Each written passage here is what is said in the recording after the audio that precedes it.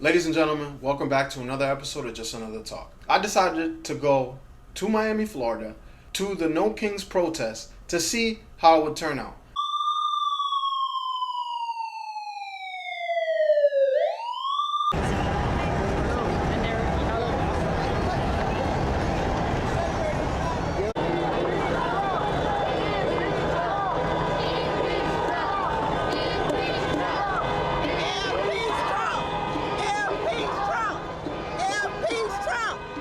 Obviously, we've seen the things going on in California and across the United States, so I figured, hey, what a great chance do I have to create some content, see what some people say, and also at the same time, see if I catch some buffoonery. I asked three main questions. 1, why are you here today? 2, do you think that these protests will turn out the way they did in California? And 3, what do you think about what the governor of Florida and one of the sheriff deputies said about rioting here in Florida? And we also have a policy that if you're driving on one of those streets and a mob comes and surrounds your vehicle and threatens you, you have a right to flee for your safety. And so if you drive off and you hit one of these people, that's their fault for impinging on you. You don't have to sit there and just be a sitting duck and let the mob grab you out of your car and drag you through the streets. You have a right to defend yourself in Florida. If you resist lawful orders, you're going to jail. Let me be very clear about that. If you block an intersection or a roadway in Brevard County, you are going to jail. If you flee arrest, you're going to go to jail tired because we are going to run you down and put you in jail. If you try to mob rule a car in Brevard County, gathering around it, refusing to let the driver leave, in our county, you're most likely going to get run over and dragged across the street. If you spit on us, you're going to the hospital and in jail. If you hit one of us, you're going to the hospital and jail and most likely get bitten by one of our big, beautiful dogs that we have here. If you throw a brick, a firebomb, or point a gun at one of our deputies, we will be notifying your family where to collect your remains at because we will kill you graveyard dead. We're not going to play. This has got to stop. You guys be the judge of what you think. If you like what they say, if it convinced you, do you disagree? Do you think it's a dumb opinion? Do you think it's a smart opinion? You guys let us know in the comments. As far as my experience at the protest, I tried to ask as many people as possible, whoever wanted to be on camera. A lot of people didn't want to be on camera, and a lot of people didn't even want to talk, didn't even want me asking them any questions even before I started recording. They would either walk away or they would tell me to go which is kind of ironic because you would think that if you're fighting for something, you want to bring as many people in, you would explain your perspective and be able to have a conversation with me to either convince me or at least show me your point and why you think the way you do. I think that is kind of the most telling part of this. There were plenty of people who did want to talk, some people off camera, some people on camera, but for the most part, the people who I would say would cause the most trouble were all masked up, covering their faces, while also at the same time being fairly disrespectful. There was one point in the protest that I walked by this gentleman who I didn't know who he was, but he was surrounded by a lot of people who were swearing at him, also giving him the middle finger and just yelling all kinds of obscenities. Later I found out he's apparently the leader of the Proud Boys. Now I wasn't able to ask him any questions because of kind of the craziness, but there was a point in time where I was able to record the things that were going on around him and how people were treating him as well as talking to him. You should be in jail! You should be in jail!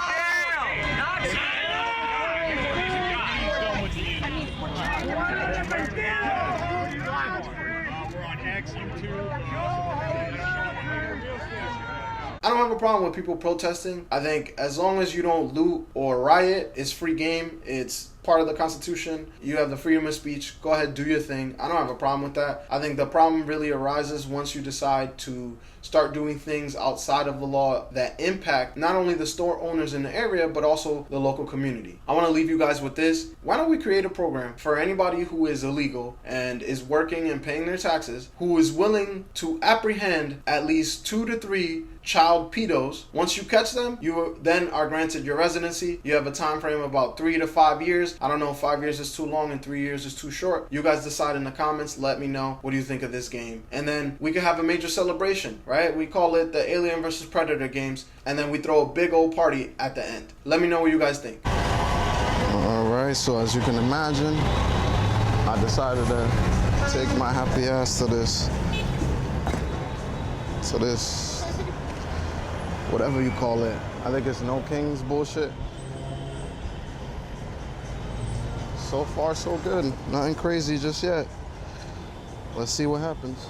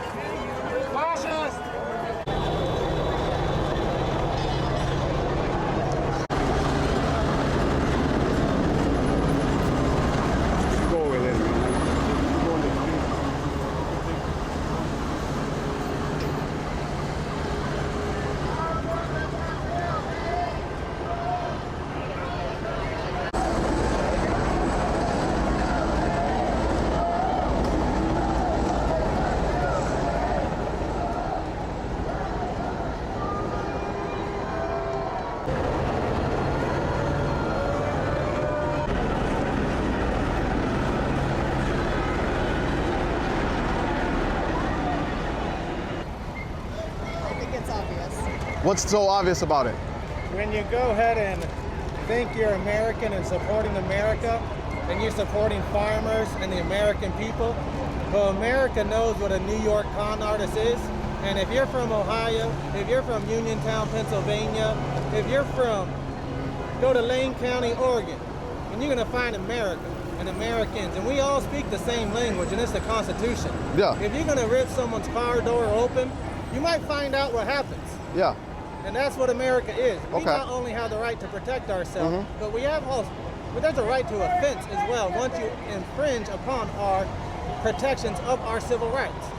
So if you're going to go ahead and find out what "don't treat on me" means, that's what happens in America. We protect our people. Yeah. We protect everyone because everyone is an American once you're on our land. Yeah. And you have the right to speak. You have the right to have your opinion, and you have the right for your neighbor to help you as well. Yeah. And we help our neighbors. Yeah. Come around and find out. Yeah. It's called fuck around and find out. Gotcha. Here's one today. I got one opposing question just so you can give them a little bit more, right?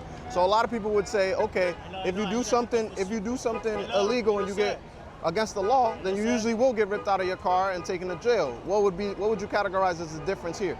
I would categorize a difference here as see this gentleman right here. Yeah. He's asking me to do something. Yeah. Now I'm infringing upon his job and what he's trying to do. So what should I do? I should listen because he's respectful and speaking respectfully. So I'm gonna go ahead and move because he's respectfully asking. If you come in my space and try to say, hey, I'm the ICE, I'm ripping your car door open. I think this is a natural response. For the longest time, the president and his administration have been slowly eroding at the foundations that the country was built on. Like a child, they've been testing their limits, and we as a people, it's our responsibility to call him out on it and push back. Otherwise, they're going to keep going. I hope not, because here's the thing. Violence isn't going to work. The civil rights leaders understood that when you use violence, the very institutions you're fighting against are going to use their control of the media to weaponize and control the narrative. If you remain calm, even though you are justified for your anger, you are winning the war in the long run. It sounds pretty familiar to me. I mean, replace their words with fire hoses and sticking police dogs on people. It sounds like certain powers that I kind of hoped when I was a kid were long gone are attempting to retake the country. Fortunately, our forebears gave us instructions on what to do when that power tries to come back. Why are you here today? For a lot of reasons, but whether you're a part of the side that's being persecuted, you know someone that is. If it's not you, it just happens to be me and my family. And my grandfather's a veteran that served in Vietnam. He was a Green Beret turned KGB. What? Bro, what are you talking about, man? And even he wasn't allowed to shoot unarmed civilians. So I think a lot of sheriffs like to put on pants that they can't fill. I think right now we happen to be in a very heavily white and gentrified part of Miami, so South LA is a little bit more like minority populated than this area right now. I think if we were in a different part of Miami, then maybe. Why are you here today? Honestly, the state of the America is pretty bad right now, and I kind of just wanted my energy to go out somewhere because it's kind of frustrating kind of being cooped up at home and just kind of having to like deal with all those feelings by myself. So for me, a big part of this is kind of being like with my friends, being in community, being able to talk about this stuff in an open space because I can't really do so at work. I mean, it's not like, you know, super appropriate to talk about politics at work and in certain places. So being here, feeling the camaraderie between people, it's something that I really appreciate. Do you think the protest will get as bad as it did in Cali? I don't think it will. For the most part, I haven't seen a history of violence here in Miami to that degree. Do you know why? Do you have a reason why it won't get as bad? Miami's too Republican. I mean, I do feel like there are a lot of Republicans, but I think it's something to do more with, I don't know, the people. I feel like, I don't know, I can't speak too much. When there's a sports Closer. Oh, yeah. Even when we win a sports league, when the Panthers won the hockey team, we didn't see a big riot or anything. For some reason, I'm happy about it. Miami doesn't seem to be that interested in rioting. We haven't had a big one since I think the 80s. Do you guys think that there's not a riot because of the presence of force on the other side, equal force to the people who want to maybe loot or do things that are not in the best ways? No, I don't think so. I mean, I do think that the show of force, maybe like, I don't know. For the most part, like none of the people that I've talked to have been like, have shown any sort of like inclination towards violence in any way. There's also like a lot of families here. Like, especially when I first walked in, one thing that like surprised me a lot was the presence of a lot of older people. So for the most part, I think everybody understands that like there's supposed to be a safe environment for us to protest in, because I think the people who are also here are, you know, a little bit more knowledgeable about like violence isn't necessarily the way. I can't speak too much towards California, but you know, there's a potentiality that they may be experiencing it worse than here per se. So maybe that's why they're a little bit more akin to it.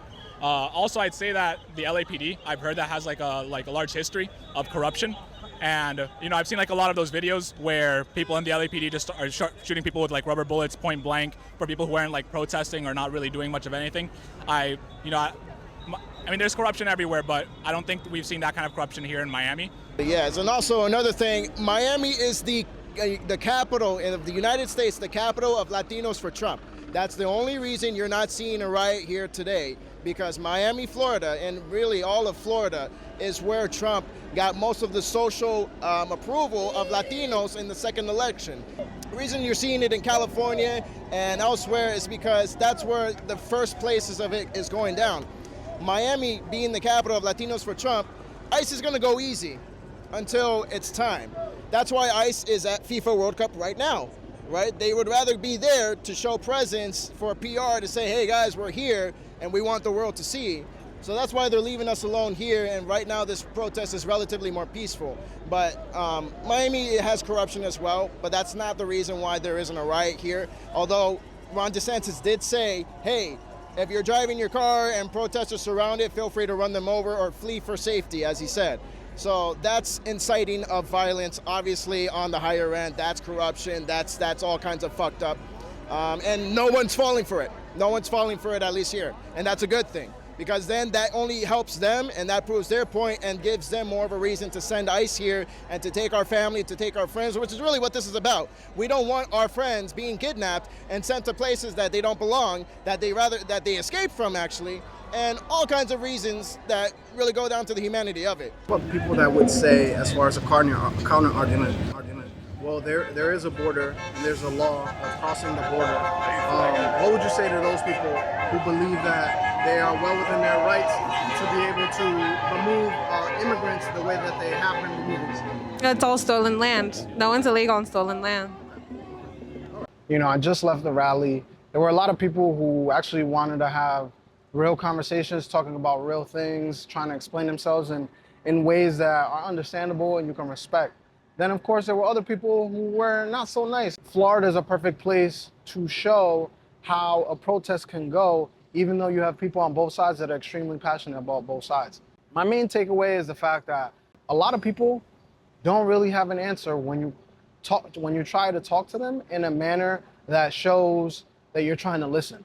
Some of their thought process is illogical or really just disturbing. Now, that could just be because I had a camera in their face, or because maybe they haven't thought through their whole idea, or maybe they just came here in support, didn't really iron out their thought process before they came here, and they weren't ready to be interviewed. So I can also understand that. There are people who just don't make sense and want to see chaos. I did see some people who seem like they want to see chaos. As of right now, what I saw was all First Amendment stuff, and I'm here for it. Like, I don't mind it at all. I think a lot of people really have a case for why they're upset, and they might be missing some facts. They might be missing a few things, which is okay. We're all missing things. I know I'm missing things in my argument, and my opposition, and some of the things they said. There was a police presence, but it wasn't as big as you would think. So I think people are afraid of the force that the police are going to use, so they were pretty calm. I definitely want to give people the space to be able to talk about their opinions, because I think it's important that we don't just shun people, and we let them express their ideas, because that's the only way we're going to figure out if they have good ideas or if they just have crazy ass ideas. Let us know what you think in the comments. Give us your opinion. Do you agree? Do you disagree? Do you think ICE should do something differently? Until next time.